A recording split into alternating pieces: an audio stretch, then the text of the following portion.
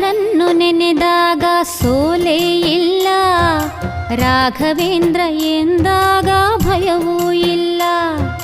ರಾಯರನ್ನು ನೆನೆದಾಗ ಸೋಲೇ ಇಲ್ಲ, ರಾಘವೇಂದ್ರ ಎಂದಾಗ ಭಯವೂ ಇಲ್ಲ.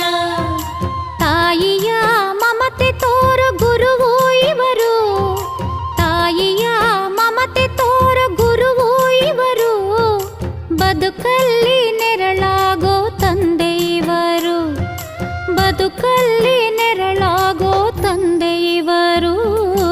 ರಾಯರನ್ನು ನೆನೆದಾಗ ಸೋಲೇ ಇಲ್ಲ,